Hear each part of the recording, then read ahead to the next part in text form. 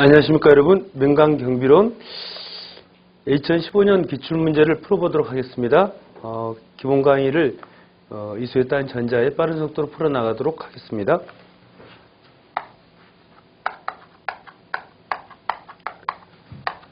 민간 경비론이죠.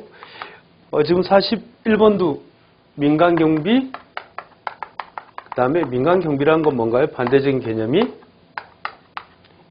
공경비죠.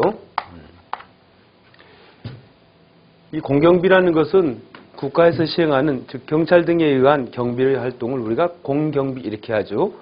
세콤 다 아시죠? 이런 게 민간경비고요. 구별이 나왔네요. 41번 민간경비와 공경비의 제관계에 관한 설명을 옳지 않은 것은, 민간경비와 공경비를 구별하라는 것이죠. 일단 주체입니다. 민간경비를 행하는 주체는 누가, 주체라는 건 누가 행하는가 이런 말이죠. 민간 영리 기업이 행한다. 그죠? 공경비의 주체는 국가 또는 지방자치단체. 맞는 질문입니다. 2번 민간경비의 법률관계의 근거는, 즉 민간경비는 계약에서 행하는 것이죠. 그래서 이런 계약을 이제 경비계약이니까 경비계약 이렇게 이야기하는 겁니다. 공경비는 법령에서 시행하게 되겠죠. 그래서 계약, 법령 이렇게 아시면 되겠습니다. 법령이란 것은 법률과 명령의 합성어입니다. 그 다음에 3번 민간경비의 역할은 범죄 예방과 범죄 진압이다. 범죄 예방은 맞습니다. 범죄 진압은 경찰 등이 행하는 공경비죠. 틀렸네요. 범죄 진압이 아니라 밑에서 한번 보시렵니까? 범죄 예방, 그 다음에 손실 예방. 동그라미 쳐두세요. 해설해 보면 둘째 줄에 민간경비 역할은 범죄 예방 동그라미, 그 다음에 손실 예방 동그라미.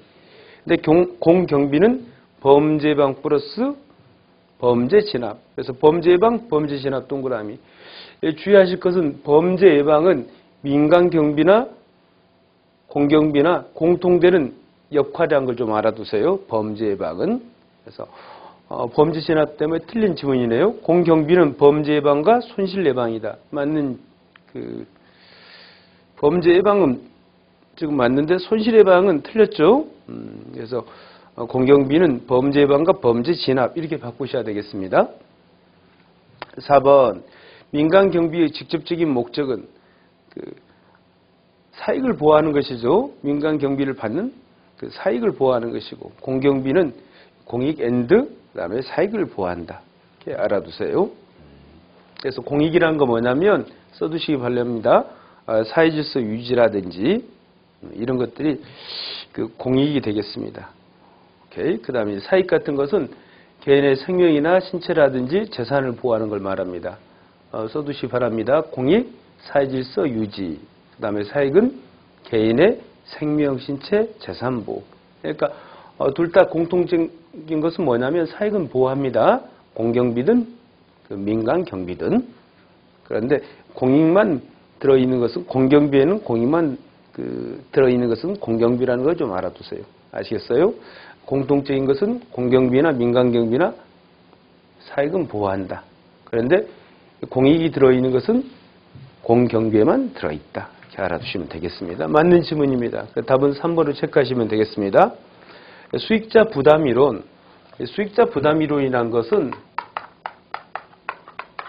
수익자 부담이론. 수익자가, 즉 이익을 받는 자가, 받을 숫자입니다. 부담한다. 뭘 부담할까요? 숨은 단어가 뭐냐면 비용이 숨었습니다. 즉 이익을 받는 자가 비용을 부담한다. 아시겠어요? 볼까요? 1번 회사 등의 안전과 보호는 국가가 담당해야 된다. 지금 수익자 부담 이론에 관한 옳지 않은 설명이죠. 그래서 수익자 비용 부담 이론은 회사 안전과 보호도 이익을 누리는 회사가 부담해야 된다 이 말입니다. 3번 질문 먼저 보실래요? 사회 구성원 개개인 차원의 안전과 보호는 해당 개인이 담당해야 된다. 즉 수익자가 비용을 부담해야 된다 이 말입니다. 그래서 개인이 담당해야 된다. 개개인은. 그 다음 회사 등은 회사가 담당해야 돼. 이렇게 바꿔야 됩니다. 이익을 누리는 자가 그 비용에 따르는 부담을 부담하는 것이니까. 그래서 1번 지문이 틀렸습니다. 그걸 회사로 바꾸셔야 됩니다. 2번 한번 볼까요? 경찰은 체제 수호 등과 같은 역할과 기능에 한정돼야 된다. 경찰은 이걸 어려운 말로 이제 거시적인 측면이라 그랬는데 2번은 4번과 연결됩니다. 4번 경찰의 공권력 작용은 거시적 측면. 그러니까 거시적 측면이란 건 말이 어려우니까 좀 예를 적어두세요. 사회질서 유지라든지 그 다음에 체제 수호 이런 것들이 거시적 측면. 그래서 공경비 즉 경찰의 공권력 작용은 거시적 측면에서 수행이 돼야 된다. 질서 유지라 사회질서 유지라든지 체제 수호 이런 것들이 거시적 측면입니다. 그러니까 회사라든지 사회 구성원의 안전과 보호는 사회 구성원 개개인의 안전과 보호는 회사 또는 개개인이 직접 부담해야 된다 이 말입니다. 담당해야 된다. 그럼 경찰은 뭐 할 것이냐? 더 큰 거. 사회질서 유지라든지 체제 수호를 담당한다 이런 뜻이랍니다. 아시겠어요? 답은 1번이 틀렸죠. 그래서 수익자 부담 이론의 특징 여러분들이 한번 읽어보시면 되겠습니다. 한번 같이 한번 읽어볼까요? 그 합격생 가이드 해가지고 나왔죠. 경찰 등 공권력은 거시적 차원의 체제 수호 등 임무를 부담하는 것에 한정이 된다.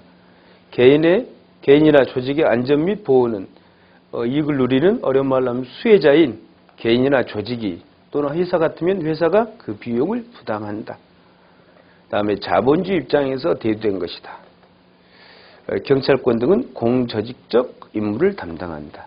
그래서 한 번씩 체크해 두시고요. 그 다음에 43번 민영화 이론입니다. 민영화 이론. 민영화 이론에 대한 설명으로 옳지 않은 것은 다 민간 경비 이런 것들은 민영화랑 다 관련되는 이야기들이죠. 그래서 출제가 되는 것들입니다. 여러 번 출제가 된 것이니까 확실히 자기 것을 좀 만드시기 바랍니다. 2000년대 이후 복지국가 이념을 실현하고자 등장한 이론이다. 근데 민영화 이론이라는 것은 국가 역할을 강조하지 않는 것이에요. 그래서 이 복지국가 개념은 국가 역할을 강조하니까 민영화랑 반대되는 개념이라 좀 알아두세요. 그러니까 복지국가는 뭐라고요? 민영화랑 대응하는 개념이다. 반대된다 이렇게 생각하시면 돼요. 그래서 복지국가 이념을 구현하고자 하면 민영화가 그래서 지금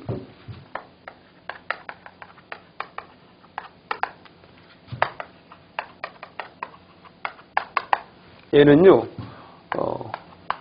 상극인 개념이다 이렇게 생각하시면 돼요. 그럼 얘는 민영화는 뭐랑 친하냐면 작은 정부랑 친합니다. 아시겠어요? 작은 정부 또는 신자유주의란 말 들어보셨죠? 신자유주의 바람과 관련됩니다. 그래서 완전 같은 건 아니고 얘랑 연결되는 것이지 복지국가랑 관련이 없다. 그래서 답은 1번입니다. 그래서 작은 정부는 그냥 큰 역할을 담당하고 이런 경비 같은 것은 민간에게 맡기자. 이게 민영화 이론이에요. 그 다음에 2010년 최초로 설립된 민영교도소는 민영화의 사례다. 즉 교도소도 뭐하자 민간에게 주는 겁니다. 민영교도소, 민영화의 대표적인 사례죠. 알아두시고 그 다음에 공공지출과 행정비용의 감소 효과를 유발하기 위한 방법이다. 그러니까 교도소 이런 것도 민간에 맡기면 공적인 부분의 지출이라든지 행정비용, 국가가 부담하는 비용을 줄이겠죠. 맞는 질문입니다. 국민들이 서비스 공급에 참여할 수 있으며 그죠? 왜냐하면 민영화 주체는 국민들이니까 서비스 선택 폭을 확대시켜준다. 그래서 민영화가 되면 서비스 선택의 폭을 그러니까 많은 자들이 민영화에 참가하면 선택의 여지가 많겠죠. 그래서 정부에서 공급하는 이 공경비나 이런 것들은 선택의 폭이 없지 않습니까? 그죠? 그러나 민영화가 되면 서비스 폭이 확대된다. 그래서 영리를 추구하니까 더 많은 것들을 선택해 줍니다. 알아두시고 민영화 활성화의 배경 이런 것들 여러분들이 읽어보시면 되겠습니다. 답은 복지국가랑 민영화랑 관계없다 이렇게 생각하시면 돼요. 그러니까 답은 1번이 틀렸습니다. 그 다음에 44번 민간경비 성장 이론에 관한 설명으로 옳은 것은 민간경비 성장이론. 오른쪽 해설에 아주 잘 돼 있죠. 보면 먼저 답을 한번 체크해 보십시다. 1번 공동화 이론은 경제적 관점의 이론이다. 이 공동화 이론은 뭐냐면 일단 답을 먼저 체크하고 같이 읽어볼까요? 중요한 건 경제적 관점이 아니라 사회적 관점에서 나온 이론입니다. 그래서 경제적 가입표 사회적으로 바꾸시고요. 그 다음에 경제환원 이론은 사회적 관점이 아니라 이미 경제환원 이론, 경제란 단어가 들어있죠. 그래서 경제적 관점이 맞는 말입니다. 그 다음에 3번 공동생산 이론은 경찰이 안고 있는 한계를 일부 극복하고 시민의 안전욕구를 증대시키기 위하여 그래서 공동생산, 제일 중요한 단어는 민간 부문의 능동적 참여입니다. 그래서 민간 부문의 능동적 참여를 다각적으로 유도하는 이론이다. 이게 공동생산 이론입니다. 지금 하고 있던 이론들은 다 민간 경비를 성장시키고자 하는 이론들이에요. 그래서 민간 부분의 능동적 참여를 강조하는 것은 공동생산 이론입니다. 그 다음에 공동화 이론은 그냥 내버려두면 보호받지 못한 채로 방치될 재산을 민간 경비가 보호한다. 이건 이익집단 이론으로 바꾸셔야 되겠습니다. 공동화 이론이 아니라 뭐라고요? 이익집단 이론. 틀렸네요. 답은 3번이 맞는 질문이죠. 그러니까 공동생산이라는 건 뭐냐면 이 치안 서비스 이런 부분 있잖아요. 이 치안 서비스 이런 것들을 공공부문, 경찰과 민간 부분이 공동으로 생산하자는 것이 원래는 공동생산 이론은 아시겠어요? 그러니까 공동생산은 그 경찰과 민간 공공부문이 경찰이잖아요. 공공부문과 민간 부문이 공동으로 생산하자 치안 서비스를. 그러면 당연히 민간의 참여가 유도가 되는 것이고 그것이 강조가 되는 것이겠죠. 답은 3번이고요. 민간경비 성장이론 해설 부분을 좀 중요한 것들 밑줄 좀 그어보겠습니다. 경제환원이론. 일단 경제환원이론은 경제적 관점, 즉 경제 문제다. 경제 문제 동그라미 쳐두시고요. 해설 부분에 그 다음에 세 번째 점 경기 침체 시 자연범죄는 증가하고 필연적으로 그러니까 자연범죄 같은 건 뭐 절도라든지 이런 범죄를 말합니다. 필연적으로 민간경비가 발전한다. 공동화 이론. 공동화 이론 보시면 경찰 기능을 민간경비가 같이 즉 공동으로 수행하거나 즉 공동으로 수행 경찰 기능, 치안 서비스 이런 것들을 공동화 이론 민간경비와 민간경비가 같이 공동으로 수행한다. 그래서 여러분들 공동 동그라미, 수행 동그라미. 그래서 공동수행, 공동생산, 공동화 이론 같은 말입니다. 이익집단 이론. 이익집단이라는 단어는 이익이라는 단어를 동그라미 치셔야 되는데 두 번째 점 읽어보겠습니다. 민간경비 스스로 집단 이익을 극대화하기 위하여 확대 발전을 모색한다. 한다. 그래서 집단 이익 동그라미. 여기는 공공부문을 배제하니까 민간경비 고유한 이해관계를 가짐. 민간경비는 고유한 이해관계를 갖는다. 미줄거 써두시고요. 그 다음에 수익자 부담 이론은 아까 읽었죠. 민영화 이론. 다 이것들이 민간경비 성장 이론과 관련된 이야기입니다. 됐고요. 45번 민간경비에 관한 설명으로 옳지 않은 것은 공공성. 민간경비도 공공성을 갖습니다. 범죄 예방 하나 써두세요. 민간경비든 공경비든 범죄 예방의 기능을 또는 특징을 가지니까 공공성은 맞아요. 근데 공익성이 아니라 사익보호성입니다. 공익성 가입표 사익보호성 이렇게 바꿔두시고요. 또는 사익보호성을 줄여서 사익성 이렇게 해도 되겠습니다. 그 다음에 비영리성이 아니라 민간경비는 비영리성 반대말 영리성을 특징으로 하죠. 그 다음에 민간경비는 아무에게나 공급하는 게 아니라 공경비나 달리 계약자에만 공급을 하죠. 세컨 같은 데 계약 한 대만 공급을 하지 않습니까? 그래서 계약자 등 특정일 수혜 대상으로 한다. 맞습니다. 그 다음에 공경비에 비해 한정된 권한을 갖는다. 그 다음에 제약도 있고요. 그러니까 수사 같은 거 못하는 것이죠. 그다음 목적, 시설주의, 시설물 보호, 특정 고객의 생명, 신체, 재산 같은 것을 보호한다. 맞는 말입니다. 네, 답은 1번으로 체크하셔야 되겠습니다. 민간경비 특성 별표하시고 같이 한번 읽어보도록 하겠습니다. 해설 파트에 영리성, 반대말로 아까 비영리성 나왔죠? 틀렸죠? 어느 정도 공공성이나 공익성은 추가한다. EX 해가지고요. 범죄 예방 이렇게 써두시면 되겠습니다. 그 다음에 계약자에게만 공급한다. 이걸 경비 계약자 등 특정 수혜 대상, 즉 수혜 대상이 특정됐다, 한정됐다 이 말입니다. 그 다음에 범죄 예방이 주된 임무다. 이것이 공공성을 갖는다고요. 범죄 진압은 아니었죠. 그 다음에 46번 경비업법상 규정된 경비 업무의 종류는, 이 경비 업무는 총 5가지가 있습니다. 해설 먼저 보실련가요? 경비업법상 경비업에는, 경비 업무에는, 이게 더 정확한 표현이겠습니다. 5가지가 시설경비, 호송경비, 신변보호경비, 기계경비, 특수경비. 그래서 여러분들은 호신특기시 이렇게 오세요. 뭐라고요? 호, 신, 특, 기.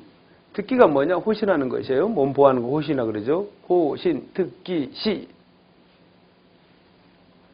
호. 제가 오늘 뗄 테니까 맞춰보세요. 호. 그렇죠. 호송경비. 신이 뭔가요? 신변보호경비.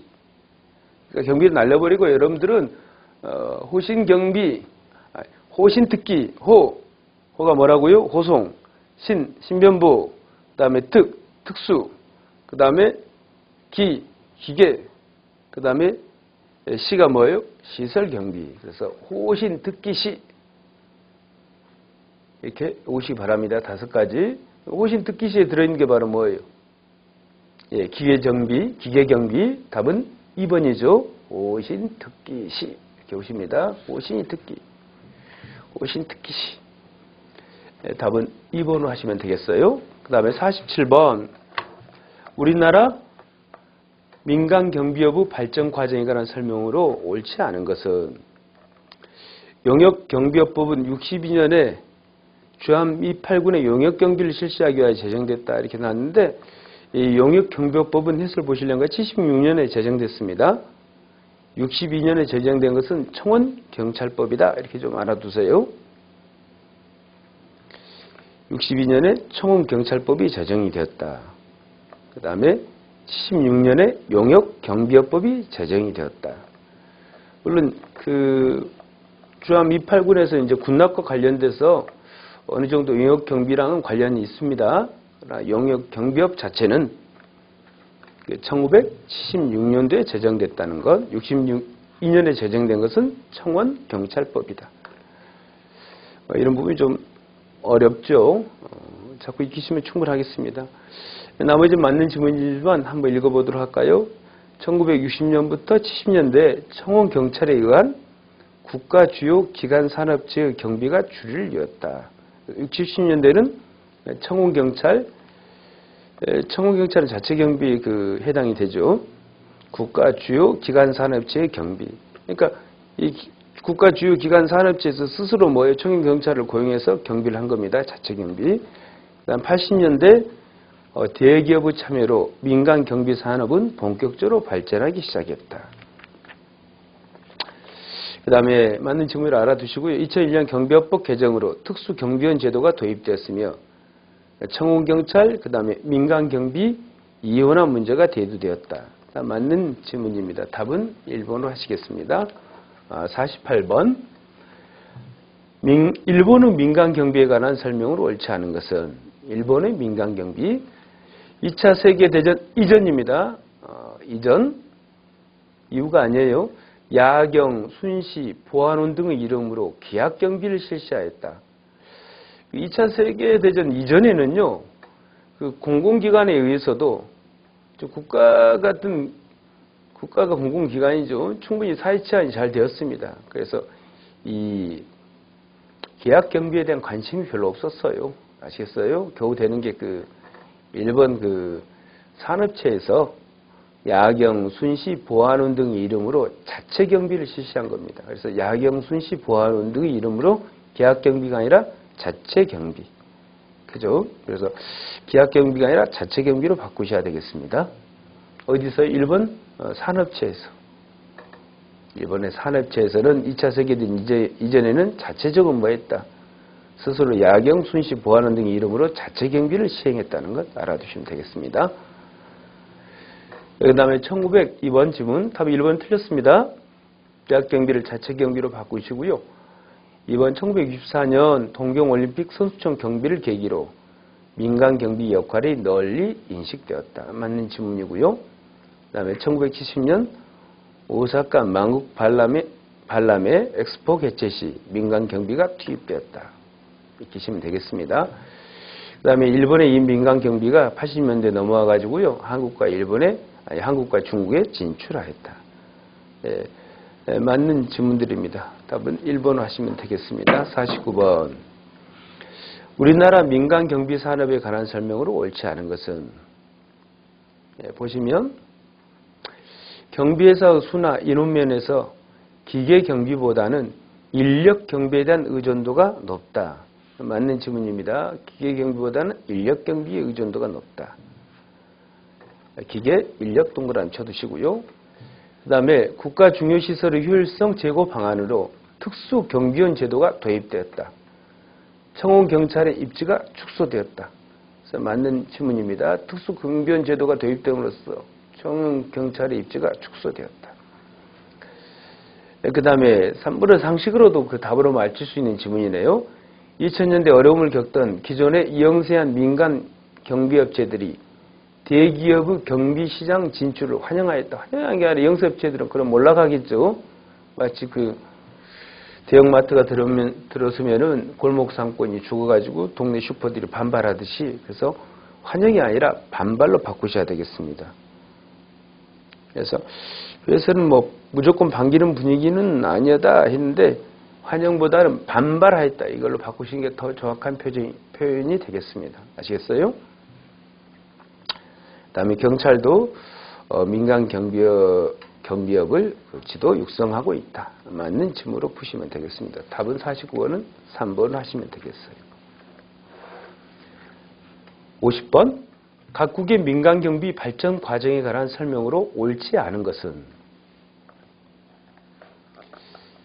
우리나라는 1번 한국전쟁 이후 주한미군에 대한 군납 경비를 통해 민간 경비 산업이 태동하게 되었다. 아까 제가 잠깐 말씀드렸죠. 주한미군에 대한 군납하잖아요. 이 군납 경비를 통해 군에 납품하는 것을 군납 그럽니다. 이런 경비를 군납 경비를 통해서 결국 이건 민간이 하는 것이니까 민간 경비 산업과 연결되는 것입니다. 아시겠어요? 이것이 이제 영역 경비랑 연결되고요. 2번. 우리나라는 경비 지도사 시험을 1995년이 아니라 1997년 2월 23일 날 시행을 합니다. 그 다음에 정기적으로 시행하는 것은요, 2001년 이후 매년 정기적으로 시행합니다. 그래서 정확히 좀 알아두시겠습니다. 시험에 많이 났던 질문이니까요. 최초로 시행하는 것은 뭐라고요? 1997년 2월 23일 적어두세요. 경비지도사 시험이 최초로 시행된 것은 97년 2월 23일이다. 그 다음에 매년 정기적으로 시행된 것은 2001년 이후다. 적어두셨죠? 최초로 시행된 것은 97년 2월 23일이고요. 그 다음에 매년 정기적으로 1회씩 시행된 것은 2001년 이후다. 됐습니다. 그래서 2번 틀렸습니다. 그 다음에 3번. 일본은 현대 이전의 민간 경비는 평안은 이제 그 한자로는 평안이고요. 일본어로 읽을 때는 헤이안입니다. 헤이안 시대에 출현한 무사 계급에서 그 뿌리를 찾을 수 있다. 이 무사 계급이 경비를 맡았으니까요. 그 다음 미국에서 핑커턴은 1850년대 탐정사무소를 설립하였다. 익히시기 바랍니다. 답은 2번이고요. 51번. 영국의 민간 경비에 관한 그 설명을 옳지 않은 것은 민간 경비가 크게 성장한 시기는 산업혁명 시대이다. 맞는 질문입니다. 산업혁명과 관련돼 가지고 이제 산업체 보호라든지 해가지고 민간 경비가 크게 발전을 하겠죠. 그 다음에 규환 제도는 개인 각자가 침입자를 추적 체포하는 것이 임무이다. 여러분 그 해설 보시면 규환 제도 있죠. 범죄 이번에 보시면 범죄 발견자는 과음을 치르고 있죠. 범죄 발생 시 목격자는 과음을 치고 체포할 의무가 있다. 그래서 그 규환 제도는 개인 각자가 침입자를 추적 체포하는 것이 임무이다. 그래서 알아두시고요. 그 다음에 3번 민간 경비 차원의 경비 개념에서 공경비 차원의 치안 개념으로 발전시킨 것은 레지스 헬리시법이 다 맞는 질문입니다. 알아두시고요. 줄여서 헬리법 그러죠. 그 다음에 4번 최초의 형사기동대에 해당하는 범죄 예방 조직을 만든 사람은 최초 형사기동대 구성 오시고 올리버 크롬웰이 아니라 그 해설에도 있네요. 헨리 필딩입니다. 동그라미 헨리 필딩이 최초의 형사기동대다. 그래서 희응형 형사기동대 희응 헨리 필딩 이렇게 희응 형사기동대 헨리 필딩입니다. 희응 이렇게 알아두세요. 형사기동대 희응 형사기동대 희응 헨리에서 희응 헨리 빌딩 이렇게 오시고 답이 4번이 틀렸습니다. 52번 보도록 하겠습니다. 각국의 민간경비 역사적 발전 과정에 관한 설명으로 옳지 않은 것은 그러니까 이게 민간경비 파트는 이게 단순 암기 파트죠. 보겠습니다. 1번 일본의 경비택시 제도는 긴급사태 발생 시 긴급사태라는 것은 꼭 범죄 하나는 게 아니라요. 강도 같은 범죄는 물론이고 화재라든지 또는 응급환자 발생 이런 것들을 말합니다. 긴급사태 발생은 강도 같은 범죄는 물론이고 응급환자, 화재 이런 사고가 발생한 경우 다 포함시킵니다. 긴급사태 발생 시 택시가 출동하여 관계기관에 연락하거나 가까운 의료기관에 통보하는 제도다. 그래서 이런 택시를 경비택시 그럽니다. 그래서 일본의 경비택시 제도 동그라미 쳐두시고 그다음 미국은 경찰관 신분을 가진 민간 경비원이 활동하는 경우가 있다. 이 경찰관요 비번일 때 민간 경비회사의 직원으로 일하는 제도가 있습니다. 미국에는 그래서 미국은 경찰관 신분을 가진 민간 경비원이 활동하는 경우가 있다. 즉 일반 경찰관인데 자신의 비번일 때 근무 안 할 때 민간 경비회사의 직원으로 일하는 제도가 미국에는 있다. 이렇게 알아두시면 되겠어요. 비번일 때 하나 써두시면 되겠습니다. 그 다음에 3번 우리나라는 1960년대 이후 경제 성장에 따른 산업시설의 증가와 더불어 영민법상의 제도인 청원경찰 제도가 도입되었다. 보면 이 문장 때는 틀린 겁니다. 이 청원경찰 제도는 우리나라에만 있는 특별한 제도입니다. 특유란 것은 특별히 있는 제도다 이런 뜻이에요. 예설에도 그런 말이 있죠. 청원경찰 제도는 애국의 입법 내에서는 찾아보기 힘든 우리나라의 특유, 우리나라만 특별히 갖고 있는 어연표로 특유 제도다. 알아두시고 3번입니다. 청원경찰 제도는 외국에서 도입된 게 아니라 우리나라에만 특별히 있는 제도다. 이렇게 알아두시고요. 4번 식민지 시대 미국의 법 집행과 관련된 기본적인 제도는 영국의 영향을 받은 보안관, 치안관, 경비원이 있다. 보통 치안관은요 주간을 담당했고요. 주간, 경비원은 야간 이렇게 써두시면 되겠죠. 치안관은 주간, 경비원은 야간 담당이다. 다음에 53번 민간 경비의 성장 요인으로 옳지 않은 것은 그러니까 오늘날 민간 경비가 갈수록 확장 성장하고 있잖아요. 그러니까 무관한 걸 찾아라는 이야기죠. 1번 범죄 및 손실 문제의 증가. 이 말은 무슨 말이냐면 그러니까 다 증거가 수식하는 겁니다. 말이 이렇게 써져 있는데 범죄가 당연히 양적 질적으로 증가하잖아요. 그러면 이 범죄에 따른 손실이 증가하잖아요. 그러니까 당연히 이에 대한 대응으로 공범기가 공경비가 그 역할을 다하지 못하니까 이제 민간 경비가 성장을 하겠죠. 그래서 여기서는 범죄 및 손실 문제의 증가라는 것은 이 증가라는 단어가 다 수식한다. 범죄의 증가, 그리고 이 범죄의 증가에 따른 손실이 증가하니까 민간 경비가 성장한다. 맞는 질문입니다. 그 다음에 개인 및 조직의 안전의식의 증대. 개인이나 조직이나 이제 갈수록 안전의식이 그 증대가 되니까 민간 경비에 더 의존하는 게 더 강해지죠. 그 다음에 3번, 국가, 즉 공권력의 한계 인식. 경찰로서는 한계가 있더라. 그 다음에 개인주의 확산. 개인주의 확산과는 크게 관련이 없겠습니다. 아시겠어요? 그래서 가장 무관한 것은 4번, 개인주의하고는 상관없죠. 개인주의 반대말은 집단주의, 단체주의예요. 그래서 민간 경비하고는 전혀 무관한 개념입니다. 54번, 기계 경비 시스템의 범죄 대응 과정에 관한 설명으로 옳은 것은. 해설이 충분치 않으니까요. 이 부분은 좀 필기를 좀 해두시기 바랍니다. 제가 불러드리는 건 경찰 관서에 직접 연결하는 경비 시스템의 오작동은, 그죠? 경비 시스템이 잘못 작동해요. 침입도 없는데 침입했다고 작동하고요. 그러면 당연히 경찰은 또 출동이 되니까 경찰력의 낭비가 발생할 수 있다. 맞는 말입니다. 그래서 경비 시스템의 오작동은, 근데 이게 경찰 관서에 연결되어 있다면 경찰의 출동을 부르니까 경찰력의 낭비가 발생할 수 있다. 맞는 질문이에요. 답은 1번이네요. 2번도 한번 볼까요? 대처 요원에게 신속하게 연락하며 각종 물리적 보호장치가 작동되도록 하는 것은 침입에 대한 정보 전달 과정이다. 그런데 이건 지금 침입 있죠? 대처 요원한테 신속하게 연락하고 이런 것들은 정보 전달 과정이 아니라 이걸로 바꾸시기 바랍니다. 해설이 없습니다. 침입에 대한 대응 과정이다. 정보 전달 과정 X, 대응 과정 동그라미입니다. 그래서 대응 과정입니다.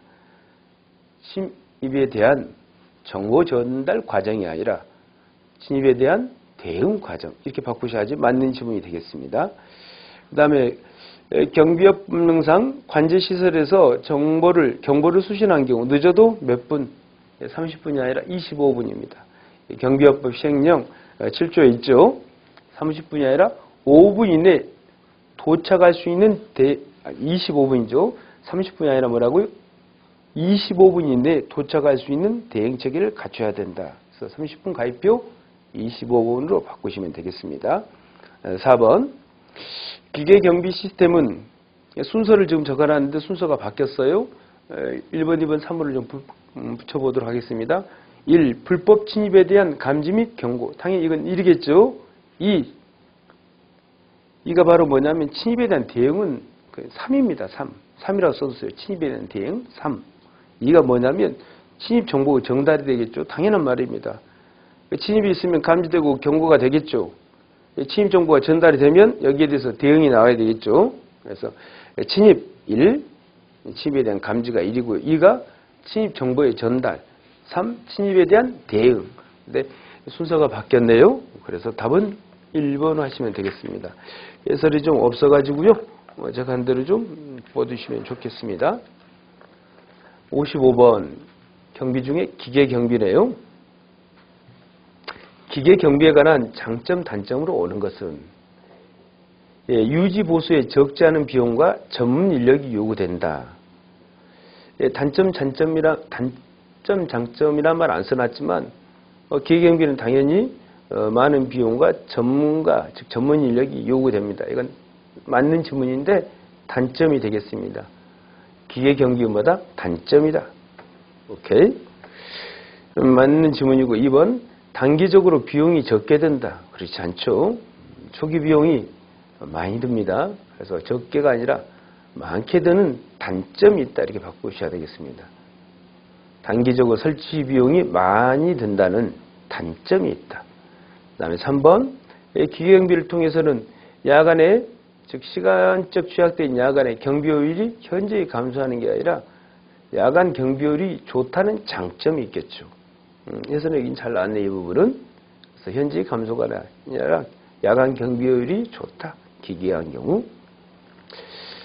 그 다음에 4번 감시장치의 경우, 뭐 감시장치 대표인 게 CCTV 이렇게 적어두시면 되겠습니다. 감시장치 대표가 뭐라고요? CCTV.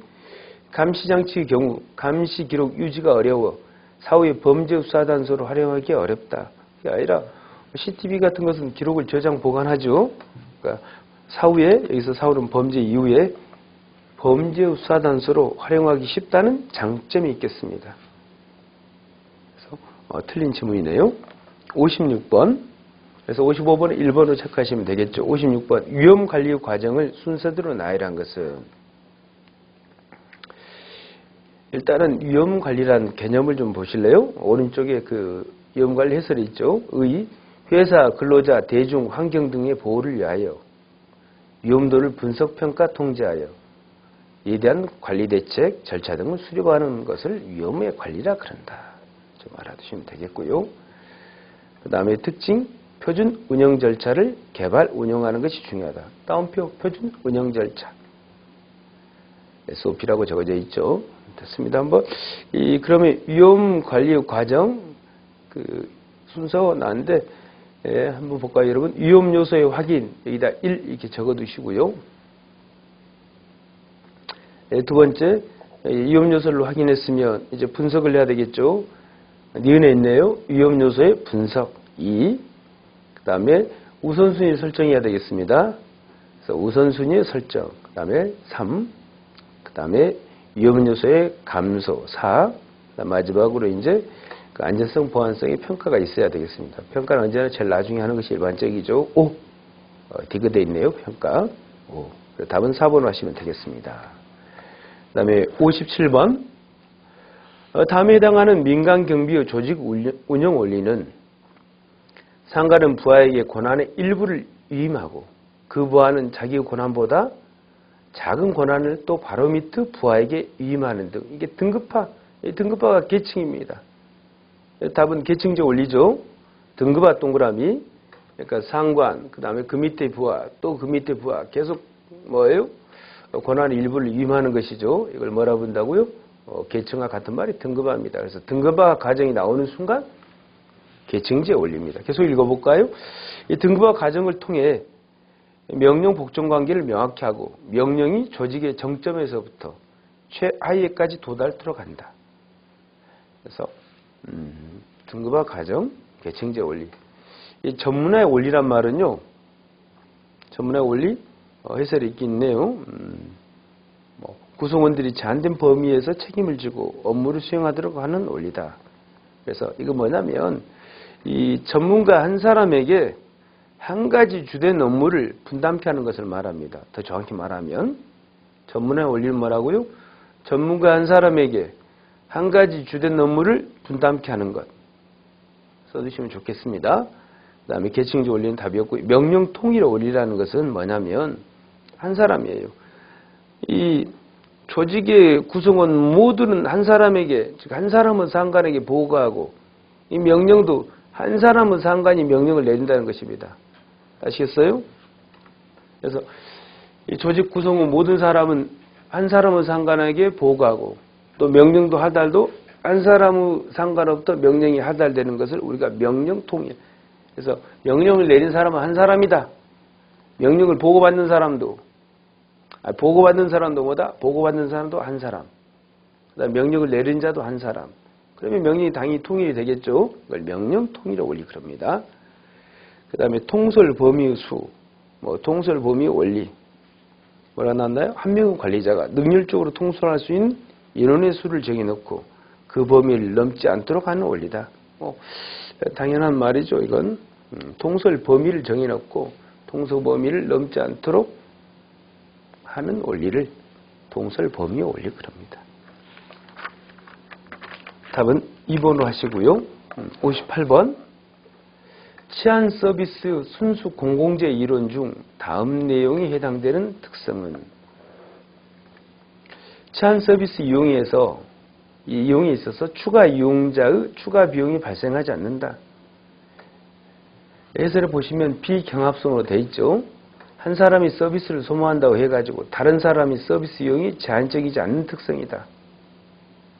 그러니까 무슨 말이냐면 제가 경찰 회사로부터 즉 치안 서비스를 받는다 해가지고 이 철수라든지 영희가 치안 서비스를 안 받는 건 아니죠. 이게 바로 비경합성입니다. 달리 말하면 이 치안 서비스를 소비하는 사람 수가 아무리 많아도 이 다른 사람이 소비하는 치안 그 서비스의 소비가 줄지 않는다, 변화가 없다 이런 의미입니다. 그래서 추가 이용자의 추가 비용이 발생하지 않는다. 이걸 비경합성. 이 비배제성이라는 것은 특정 집단이나 특정 개인을 말 그대로 배제하지 않는다. 그래서 누구든지 골고루 혜택을 받는 것을 비배제성 그럽니다. 그래서 해설이 없으니까 적어두시면 좋겠습니다. 특정 집단이나 특정 개인을 배제하지 않는다. 또는 배제를 못 시킨다. 이걸 비배제성 그래요. 비거부성은 그 서비스를 이용받은 자가 거부할 수 없는 걸 말해요. 선택의 여지 없이 거부를 받아야 됩니다. 아니, 선택의 여지 없이 이 서비스를 받아야 돼요. 비거부성. 그래서 치안 서비스 이용에 선택권이 없다. 즉 거부할 수 없다. 이렇게 좀 알아두시면 되겠습니다. 그 다음에 59번 혼잡 경비에 관한 설명으로 옳지 않은 것은 혼잡한 상황에서 발생할 가능성이 있는 여러 가지 안전사고를 경계하고 예방하는 재방 활동이다. 혼잡한 상황 동그라미. 그 다음에 2번 지방자치단체가 주관하는 축제 행사에서 안전사고에 대비하는 질서유지 활동이다. 그래서 혼잡한 상황, 아까 1번에 동그라미 하셨죠. 혼잡한 상황이 대표적인 게 뭐 축제라든지 행사가 되겠죠. 그 다음에 그 안전사고 예방입니다. 지금 혼잡한 상황 1번에는 혼잡한 상황 동그라미, 그 다음에 안전사고 예방, 안전사고 동그라미, 예방 동그라미 쳐두세요. 1번에다가 그 대표 예가 나온 것이죠. 그다음 우리나라 경비업법에서 혼잡 경비를 경비 업무의 한 유형으로 규정하고 있다. 제가 경비 업무는 5가지가 있는데 아까 호신, 특기, 그 다음에 시 그랬죠. 호신, 특기, 시에는 혼잡은 들어있지 않습니다. 답은 3번이 틀렸네요. 경비 업무의 유형 5가지 꼭 외우셔야 되겠죠. 호신, 특기, 시. 그 다음에 4번 일본의 경우 혼잡 경비를 경비업법에서 규정하고 있다. 교통 유도 업무가 대부분을 차지하고 있다. 그래서 혼잡 축제 같은 것이 그 행해진 경우에는 당연히 혼잡하잖아요. 그러니까 혼잡 경비랑 그 친한데 이 경우에는 그 주되게 하는 것이 교통 유도 업무다. 맞는 지문입니다. 답은 3번이 틀렸죠. 잠깐만 쉬었다가 계속 진행하도록 하겠습니다.